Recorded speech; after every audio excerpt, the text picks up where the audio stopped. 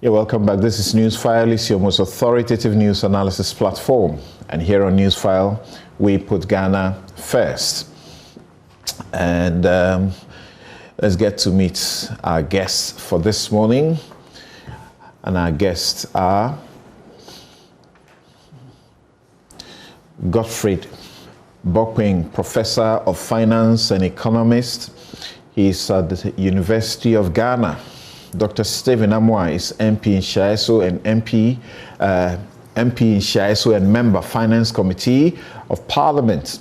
Here in the studio is Samuel Okudzeto Ablakwa, MP, North Tongue and ranking member Foreign Affairs Committee of Parliament. We also have Bright Simmons, Honorary Vice President, Imani Africa, joining us, as well as Dr. Paul Opoku-Mensah, Executive Director, National Cathedral Secretariat. So let's begin to look at the issues of bread and butter. Of course, all the issues must be about bread and butter, but it's become very obvious that the twin, world global issues of the pandemic, coronavirus pandemic, and the Ukraine-Russian war is beginning to further devastate and even destroy economies, particularly those that appear not to have been in the best of shape at the beginning of the pandemic. So, inflation, as we understand now, has jumped to 27.6% from the 23.6% recorded in April 2022. According to recent figures from the Ghana Statistical Service, this has been blamed on the increase in transport fares and food prices.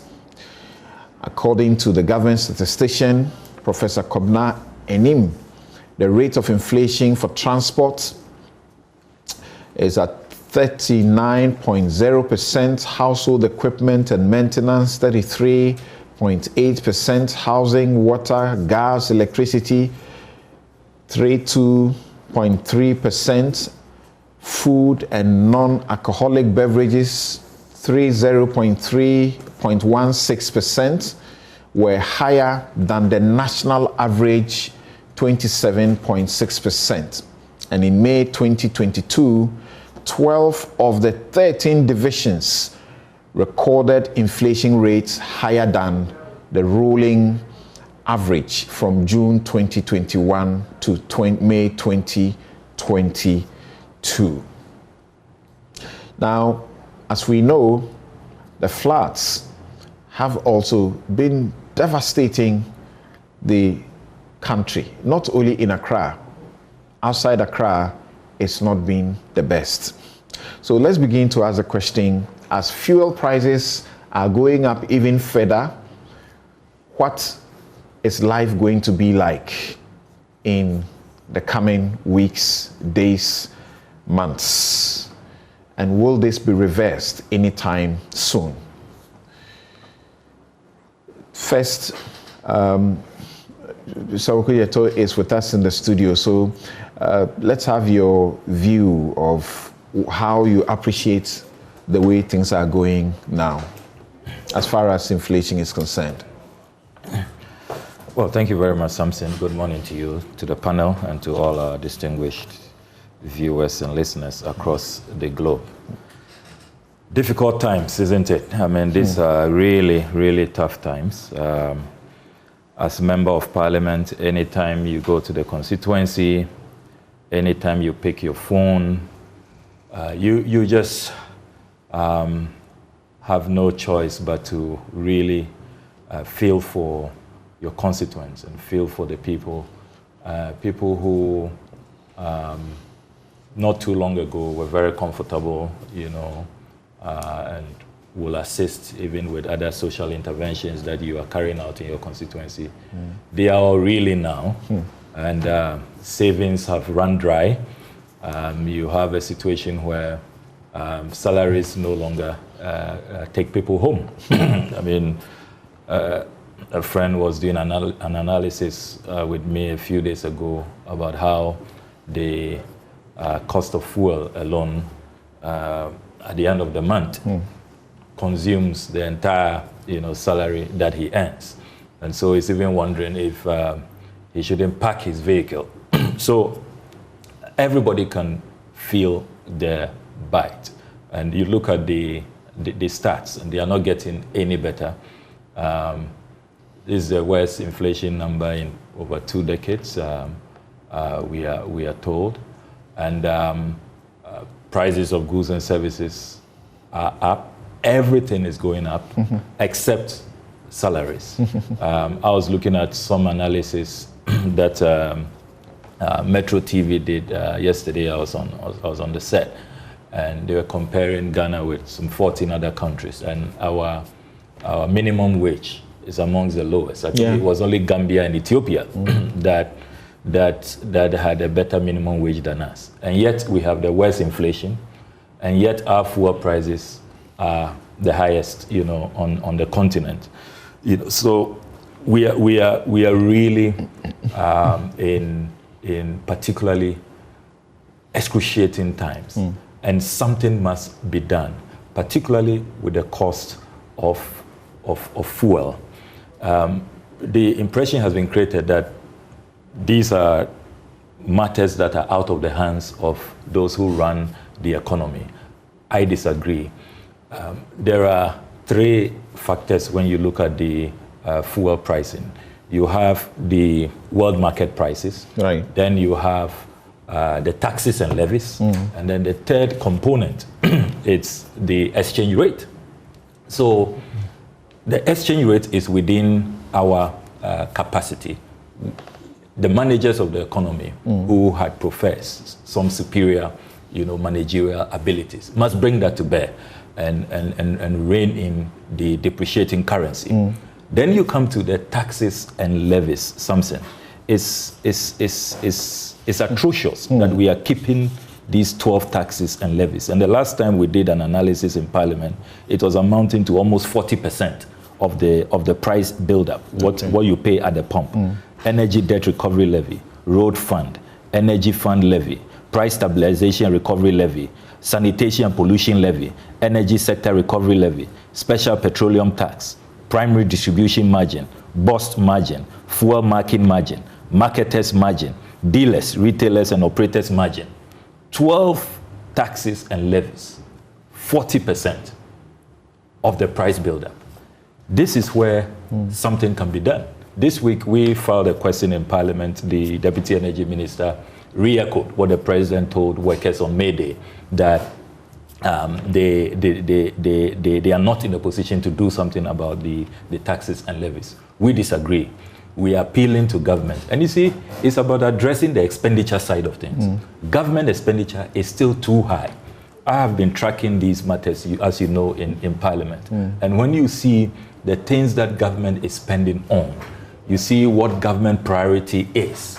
You see the size of government. Look, I was comparing President Mohammed's report to Parliament on his 2015, and that's the last report we received from President Mohammed on his staffing situation at the Office of the President. He had 5 ministers of state at Appendix A, Appendix B, list of presidential staffers. He had 26 at page 4. I can share them with you. So in all political appointees, he had 31, the record in Parliament. You compare with the current situation, the latest we have from President Akufo-Addo, political appointees, he has 337. So we've moved from 31 to 337. All of these have fiscal implications. So when people say that, how do you expect government to manage if you reduce the taxes? Already we have challenges with meeting government expenditure. Let's go into the expenditure. What are those items we are spending on? Are they necessary? Is that a priority? We'll be coming to the National Cathedral. At this time, should we be continuing with that? I have seen other projects in the budget. For example, I keep talking about the Accra International Conference Center. They want to raise it down, build a new one at 165 million euros. only this week, they were asking for approval for more loans, about $1 billion, dollars, which we had to, stop in Parliament. So the expenditure side of things must be looked at. Then my final preliminary comment relates to the creative cushioning, social safety nets that we can provide. If you study what other countries are doing, yes, this is a global phenomenon, but countries that are exhibiting superior management of the economy, that are exhibiting more creative thinking, are cushioning their citizens. You go to Hungary, for example, they have creatively placed a cap on all staples, on fuel prices. It cannot go beyond a certain point. And they are subsidizing. You may call it price control. Yeah. But it's helping their people and it's cushioning their people. You go to the United Kingdom, they've identified the data is there, they've identified the vulnerable, and they are providing, cash grants to them, to households, between 500 to 2,000 pounds a week, supporting them. So there are examples all over the place about how governments are cushioning, their citizens. In Ghana, it does appear that it was just because the 2020 elections was ahead of us, so we found a way of doing the, free electricity, free water, and offering some food stamps here and there. Once the election was over, that's it.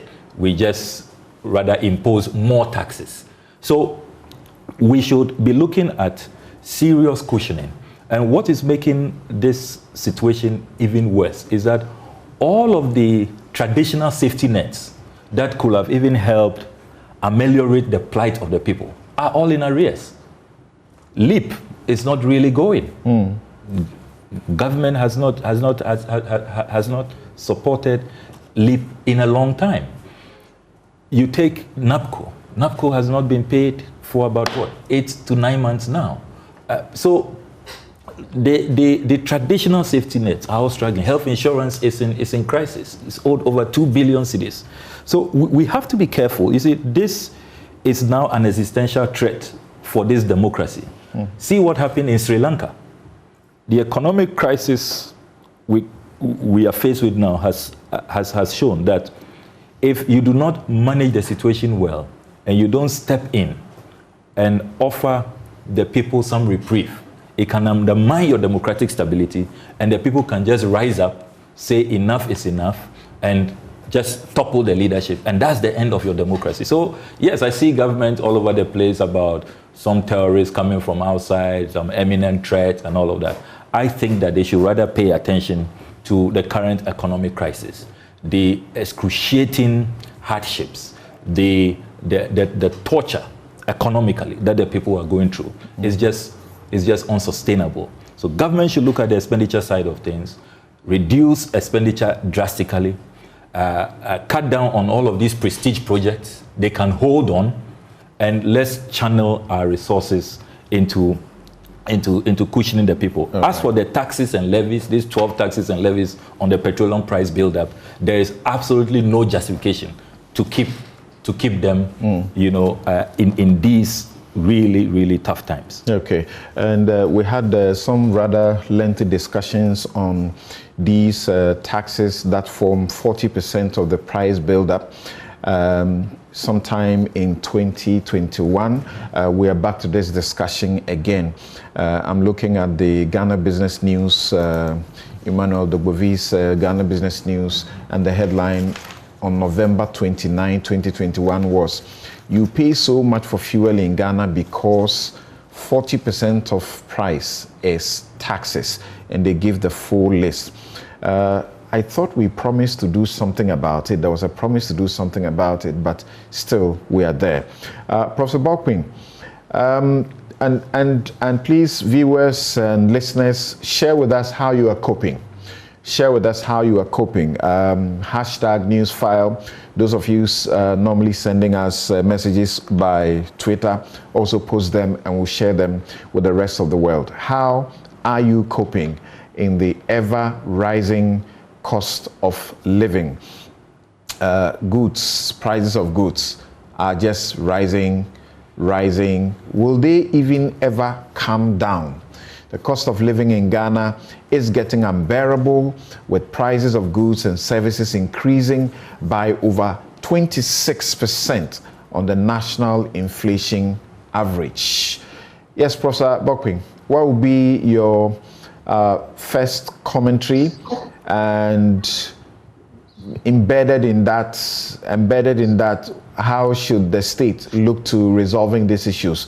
We have discussed this in the course of the year, and you guys asked for certain measures to be taken, tightening of the belt, so to speak. The president or the finance minister brought out some measures, including stopping unnecessary travels unless they are statutorily required, taking a pay cut, among other things. Good morning, Samson. Good morning. Good morning to our cherished viewers and listeners across the globe, and good morning to my colleague panelists. Samson, it's interesting. Probably the reason why in this country revising your letter notes means less, because we never really get to address anything structural, meaningful, impactful. I'm sure if we look back so many decades back, you will see these headlines, whether it's flood, whether it's inflation, you will see it. In fact, particularly for Ghana, since we assumed the reign of this country, both in terms of political, fiscal, monetary, we've never been able to tame inflation. Inflation in 1964 was 0.98%, something. By the end of 1965, inflation had jumped from 0.98% to 26.4%. Look at that within that short period. Over the years, we've gone through structural reforms, even across fiscal side, monetary side, we have struggled. And that is just a symptom of the many aspects of our lives where Ghana has failed. And we are almost heading to the point where we will say Ghana is becoming a failed state. I do recognize that we've made considerable progress since independence. Yes, we can celebrate that. There is so much that we could have done, that we could do, that makes all this discussion in the midst of the abundant resources, human capital that we have. And if you look, to make matters simple and probably understandable, you want to look at the household expenditure disaggregation.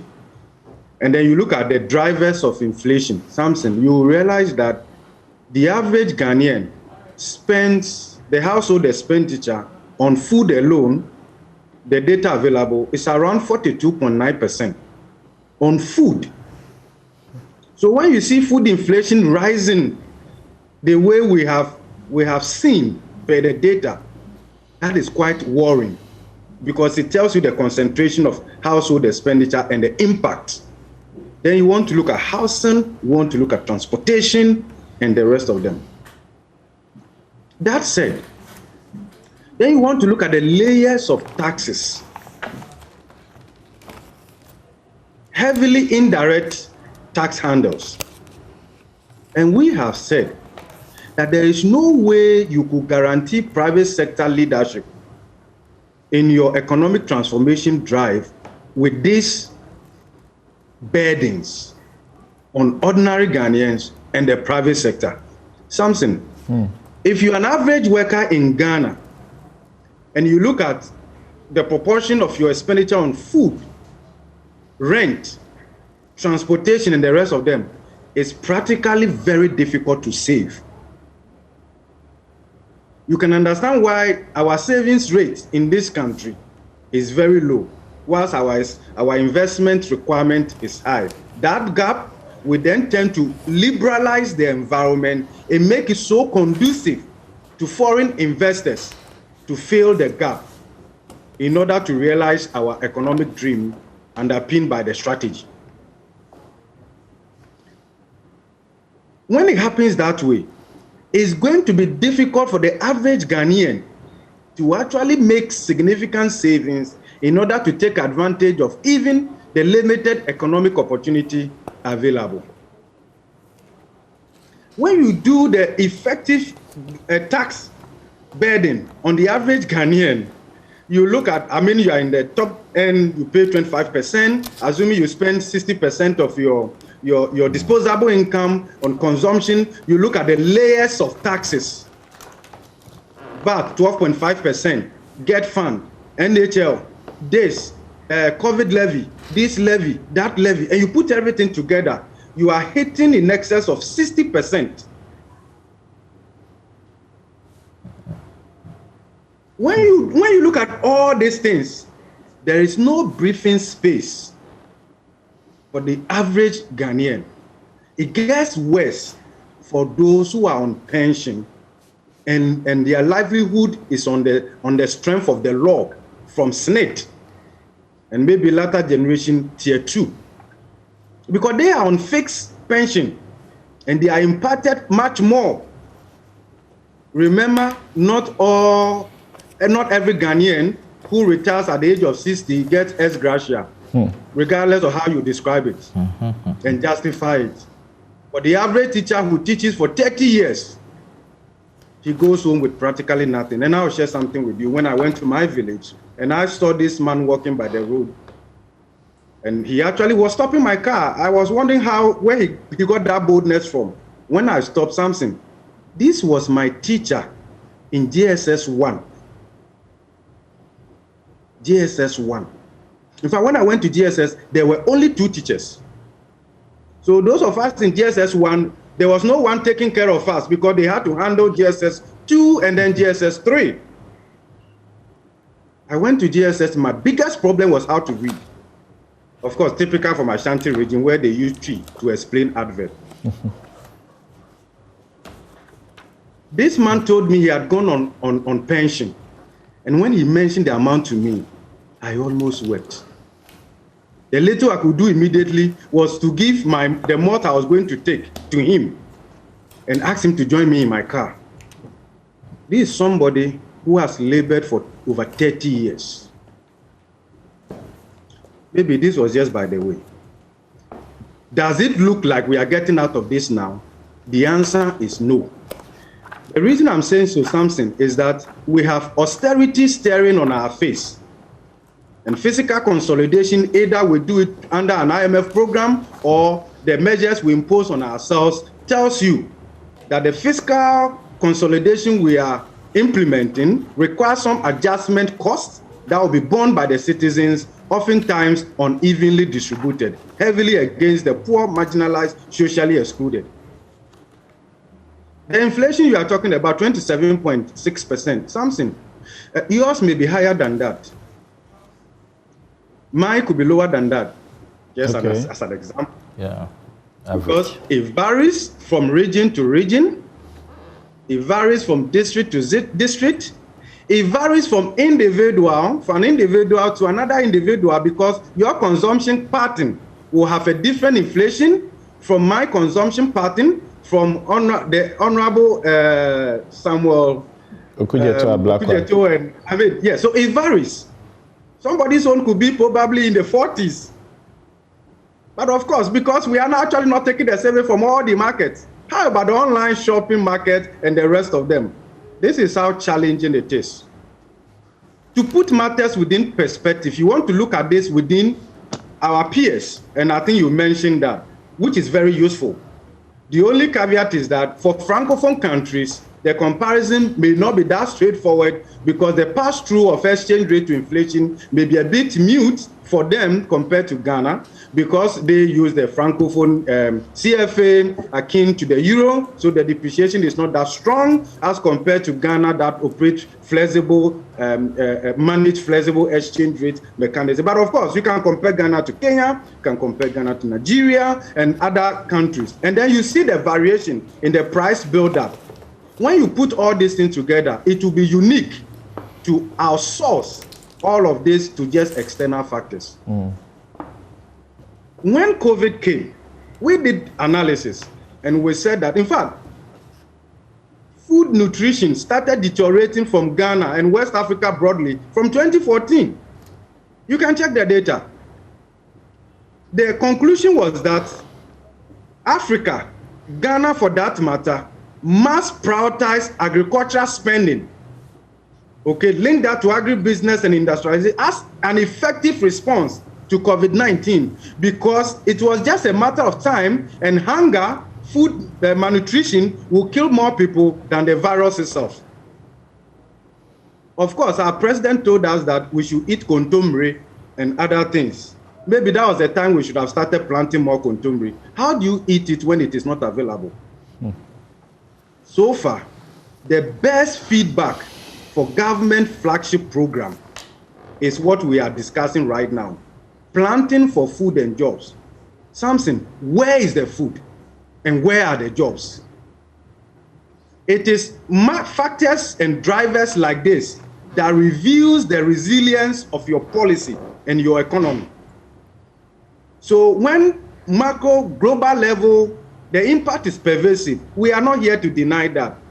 But the resilience of your economy is shown in times like this. And that is why you see variations in the level of exposure and price development between Ghana, Cote d'Ivoire, Nigeria, Kenya, and other countries. You see, when it happens that way, then you realize how global level development is actually meeting local reality and magnifies the vulnerabilities that we have used words to explain. But now, your words against the reality now is no longer a multiple choice, so that people choose what they like. Because the reality is in front of everyone, regardless of your political affiliation. Prof, given that we have a debt burden that is swallowing us, so to speak, do you see that we will get out of this situation anytime soon, and how? Yes, Samson, we are not getting out of this anytime soon. And that is not to make Ghanaians sad. The reason we are saying so, you are looking at the current measures embedded in the 2022 budget and the enhanced measures, and then you can do the forecast and the prediction both in terms of your debt sustainability drive and then many other things. And something, it doesn't look that good. You know what? We don't need to be diplomatic about this because the real effect of that can never be explained through jargons. Let me put it this way. See, if you look at the budget right now and even the enhanced budgets, there is practically no space for growth enhancing spending that would inure to the common good. It doesn't. Look, and the problem should never be and can never be solely because we are not generating a lot of revenue, but it has more to do with expenditure. And I like it when the Honorable in the studio gave the statistics, right? They are in Parliament. Of course, they should help us perform that kind of check and the rest of them effectively. We've seen this across the two main political parties, so we can talk about them objectively, okay? We can share the guilt and all of the proportionately or disproportionately in whatever form. But that's where we find ourselves. But here is the government saying they are not going for an IMF program or whatever. But the point, Samson, is that there is no program right now from the side of government that we can put side by side with an IMF program that says that this is far better with trackable objectives underpinned by certain reforms and see whether government has a political will to impose that necessary fiscal discipline on itself. The lack of transparency and disclosure, even with the enhanced measures that government announced and all of that, itself doesn't help market confidence. When was the last time we received an update from the Ministry of Finance on all those enhanced measures? And the savings to be accumulated from there, where are they? How are they being applied? Where are we now, middle of June, with respect to government announced measures in the face of the problems, debt sustainability, revenue drive, expenditure reduction, rationalization, and the rest of them? Where are we? Honorable quoted government size from the central government presidency. Samson, it may interest you to know the expansionary drive of other state-owned enterprises in terms of number of people they are absorbing. Even these are not profitable state-owned enterprises. You can talk about TOR. Look at the size, the growth in the size of the payroll. Look at GNPC. Look at Ghana Gas. For some of them, they have to provide land free once a day, probably on borrowed money. Okay. If we continue like this, we will be unique to expect a different outcome. Let me get to Dr. Stephen Amoah. Thank you for joining us, Doc. Thank you, boss. Right. I'm looking at thankfully, and I'm happy we have you. Thankfully, the New Crusading Guide online, for example, reported this week about a seminar that you were one of the key speakers. And the heading of the story is Dr. Stephen Amoah discovers formula to raise Ghana from economic doldrums. The introduction says, investment consultant and member of parliament for Inshiaso constituency in the Ashanti region, Dr. Stephen Amoah has come through works of notable economic theorists and has discovered a most suitable formula that could raise Ghana out of its current economic doldrums. According to him, who is a member of the Finance Committee in Parliament, the challenges confronting the country now are that, one, the higher the risk, the higher expected returns in the investment principles of risk and return is being undermined continuously, unquote.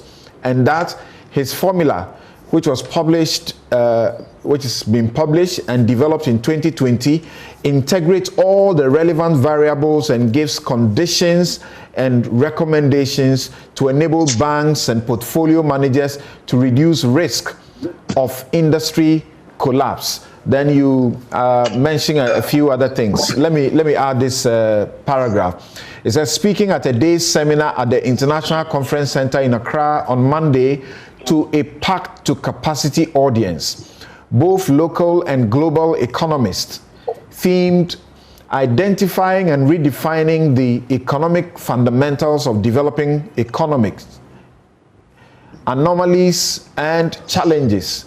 The case of Ghana. Dr. Stephen Amoah assured that his organization, Financial Economic Seminar Ghana, is not ending with the seminar, but is going to work hard with stakeholder engagement, especially the Bank of Ghana, the banking industry, AGI, GUTA, the Finance Ministry, and other relevant policy bodies to see to ensuring that Ghana becomes a global icon.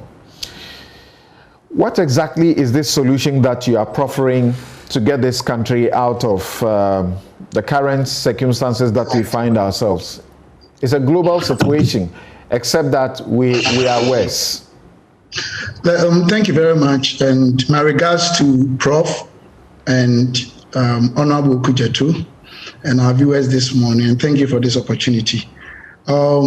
Samson, I think I have quite a Herculean task this morning because professionally we have issues that probably I should speak with all the needed professional ethics. And also, once I have my brother Okujatu making statements that also to me or which have impact or cut some sort of snare on my government's performance, definitely I can't go without doing the two. So just allow me, I beg, just respectfully. I think my work in summary was as a result of most of the issues that Prof raised. These are issues that for about 40 years, Prof quoted 1964, 1965, inflationary rate from about 0.9, if I heard him correct, to about 26.4 or 26, just a year later, 24. And I also want to make this clear. I think publications from our media houses sometimes cannot entirely represent the meaning of what we say. We all know that. So let's be also careful that not all publications out of a statement, a work done, that can be taken in its entirety. So if there's any other thing, anybody can ask me, then we'll go ahead and discuss, because I know the country in which we are. But going straight to the issue, you realize that from most of the things Prof said, Ghana, we have problems that for about 40 years, in my opinion, we keep on lamenting and trying to ponder over, trying to find solutions, and they linger on, and a small push elsewhere on somebody's market or in somebody's market, it puts us in a very turbulent situation. And not until all of us are honestly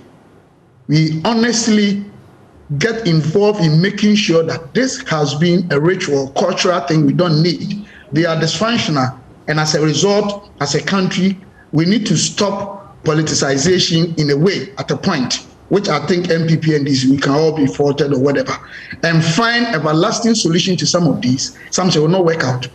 And I think, one, my work came as a result of the fact that I realized that most governments on our market, many a time, or most of the times, borrow on our domestic market at a higher interest rate than even the private sector, which of course constitute the risky assets. Anybody can give whatever reason the person wants to give. If this is not the prevailing trails or issues or incidents we see in well-developed economies and efficient markets, ours seem to be anomalous, and we need to find solutions to it. Because I hear people are saying government is there, this one is happening. There could be genuine reason, but the fact is, what is happening is affecting us. And practically, what we need to know is that without any technical explanation, if government securities or assets that are classified risk-free are being seen to give investors higher returns, definitely banks automatically will prefer investing in government securities. As I'm talking to you now, between 57 and 70% of bank investment, whatever, goes into the government sector. Government does not actually create value chains, expand them, add segments that can employ people. That will mean that private sector will always have big issues in getting adequate funds to expand and produce what we need, aggregate demand on our market. So we will be forced at all times, doesn't matter who is in government, we'll be forced to import from outside. And once we import from outside something, we are going to have the ritual or ritually weak currencies that we have all the time. And that is why I say that any attempt, no matter who is in charge or who has the power or whatever, who wants to speak, it doesn't matter how good you are, short-term approaches to solving currency issues in any country, especially, characteristically, we have import-driven economy that in your studio today, and where in my house and everywhere, about 90% of things we use, we import. So you can never ever say that these are not issues. Two, the private sector that actually creates value chains cannot expand enough to employ people. So we are going to have ritually high rate of unemployment in our society. And these are the issues. And even to me, because the figures do not really fall within the principles of simple risk and return in investment, even valuation of banks that are integrated in our GDP computation can be challenged. So these are practical issues. I've spoken to almost all the banks guys in this country, the top ones, and they have accepted the fact that yes, what I'm saying is 100%. Of course, they have issues. The private sector has to position itself, and they are giving reasons why, which I understand. But if there are reasons or not, this is a serious issue we should go through. So it made me, as part of my work, try to simulate the existing models in the world. CAP and capital asset pricing model by a gentleman called Sharp in 1964. And then an improved version was done, that was 1976, by a gentleman called Ross. And then later on, the two that were done were the optimal ones, seemed to be probably most acceptable ones. Two gentlemen, Hanan and Lian, that was 1993. And then 2015, Diamond did. They all improved upon what happened. Then I identified that the last one that was done did not integrate the fact that after deduction of reserve component of bank funds available, part goes into market and part goes into risky investment areas where risk premium was needed. Based on that, I developed a new model. But something coming back to all the issues we are talking about, it's the fact that the things, especially my brother Okujoto is talking about, is very interesting. If we are talking about the fact that our minimum wage is probably too low comparatively, if we are not really getting staff to people that we are supposed to get and comparing that to other countries, we can't do that in isolation. In the first place, have we compared all relevant variables in terms of even the proper policies that are being rolled in our country, i.e. free school, i.e. LEAP, i.e. national health insurance policies, i.e. School feeding, and all those things? So, have we sat down? So, Dr. Amwa, the solution you proffer, and I take note of the fact that I've looked at the videos and how the International Conference Center was packed, and the caliber of people that were there to listen to you and a couple of, experts from outside the country, and the debate it generated among the Guta, Professor Stephen Adair, and the rest of them. The main point is that because the country is import-driven, we will continue to be in this problem. Number two, that the banks, for example, are making supernormal profits from the state, and which is an anomaly that must be cured. So how do we get out of this stranglehold? How do we get out of it? I think anything that I'm proposing now, just as I've had a proposed formula of model, it's not something I've worked on and I can say 100%. But of course, I'm making recommendations. And I think how we can solve some of these problems cannot just sit there and say within a twinkle of an eye or 1 week or 1 day solve it. Just as most of the problems we are lamenting today, we cannot look at them today and say, hey, especially when we're going through. I think we need to work on how we manage our fiscal space, because governments are also forced to go for loans simply because we are operating a completely negative effective tax rate system. I mean, monies outlaid from government to households against income or revenue of the government, excluding debt. It's negative all the time. Let's be very practical with these facts. Let's not deceive ourselves. Because I always say the Samson, I'm not holy, but there's God in whatever we do. Let's be very honest and take away, if we want to do politics, we can do proper comparative analysis. And I will tell you that then my government is even doing well. Because look, US today, since 1981, which is 41 years now, they are having the highest inflation rate, 18.4. Some parts in US, you are not even getting baby food. Some parts you don't get fertilizer. These are facts. I'm not saying because of the Ghana we should be happy. There's hardship in Ghana, we appreciate. But what I'm saying is that these problems needs holistic approach involving all stakeholders. And before we need to be realistic with how we manage even our fiscal space in terms of revenue we are generating, in terms of our outlays, and even discretionary spending arm of policy arm of the government too. Governments should work towards Ghana getting to single-digit interest rate by making sure that this anomaly is resolved. Because if risk-free assets, or even if governments, in our jurisdiction, we don't want to classify that which is against the global principle, which we cannot, is borrowing now as I'm talking to you now, T-bill rate is ranging between 20 and 24%.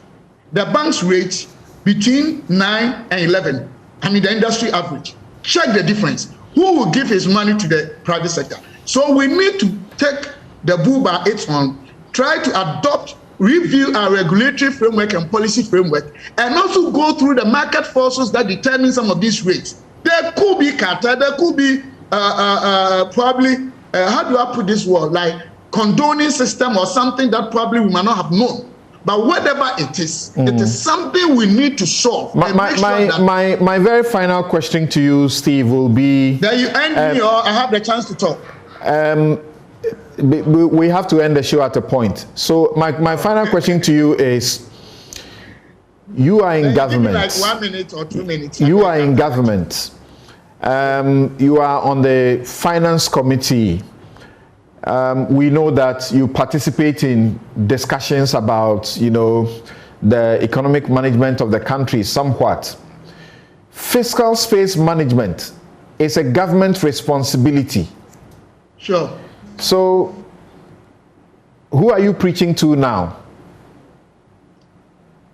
If you ask this question, you are right. But it sounds like I'm doing a blame game. I'm not blaming anyone. This is a national issue. The problem we are having today, any honest person will tell you, is not today's issue. It's been with us years. So I'm preaching to every stakeholder who has what it takes to come on board and let us all make sure that, such as what I'm doing today to help, whether it's good or bad, everybody knows what I'm trying to do. Professor talking, Samuel Kujeto talking, you yourself, my brother from Imani coming to talk. Sometimes we get it wrong and right. We are all helping. Yes, if you tell me at present, it's on the government. And I don't think the government is sleeping. The fact is, if you have 40-year-old problems, if we sit there and our population size has grown from Nkrumah's time from about 5 million to about 31 million, if you have a situation where just close to 7% directly, the formal sector pay taxes, and we're having negative effective tax rate, and these problems have been compounded for years, the government alone, of course, there are basic issues we need to check. One, our discretionary spending arm as a government. We should be able to now go there, even though the government said, oh, we cut down by 20%. Yes, well accepted, appreciated, but we can do more. Okay. We can do more by selecting the expenditure items, find out which of them have very weak correlation with our GDP and throw them away and cut them. Look, let me give you this practical example. Sorry, Dr. Stephen Amwa. Okay, please finish up in a minute. But sometimes I have problems. I'm being professional and there's also politics. So what do I do? Because my brother did politics. Anyway, because you want me to finish. You have been speaking for over 13 minutes now. Do 1 minute and let's take a break. Okay. Yeah. What I want to say to my brother Okujeto and those listening to us is that if we continue doing politics, then all the things, look at petroleum taxes. Let's find out whose regime we put most of them on. Well, most of them, if we want to really talk about that. So I am saying that let us shift our focus from politics, all right, and try to find solution as you're asking. But the fact of the matter is that today's problem, of course, we all know, just before the COVID, I'm not saying we're not having issues, were the situations like this. Let's find out. They were not like this. But most of the problems you're having today, in my opinion, are almost century-old problems that we need to sit down and redefine our corporate focus before we can find a very lasting solution to it. Thank you so very much. Professor Bonkwe, I need just a minute from you to conclude, and then I'll go for a break and return to continue with the other discussions. So, Professor Bonkwe, in a minute, what will be your concluding comments? Thank you very much, Samson. Clearly, we cannot throw our hands in the air. Government has to provide some kind of response. The more we delay this, I don't think that it will be in our best interest. Samson, the reason I'm saying so is that even before what we are talking about today, between 2009 and 2020, over 3.6 million Ghanaians were food insecure, did not have access to affordable food and nutrition or nutritious food at all times. And it's getting worse. More than half of the Ghanaian population are poor. living on less than $5.5 per the international poverty line. It doesn't have to get worse than this. So, okay. And I believe that something, when we say so, we say government doesn't have fiscal space. Let's look at expenditure. All right. And that has to be comprehensive, and there has to be disclosure and greater transparency in that space. All right. Thank you very taxes, much. Okay, thank you. Thank you very much, Professor Godfred Bokpin is Professor of Finance and Economist. He's at the University of Ghana. Dr. Stephen Amwa is MP in Shaiso and member Finance Committee of Parliament.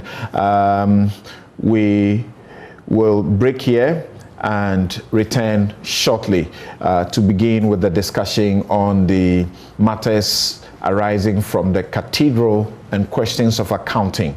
And Bright Simmons joins us. We'll be right back.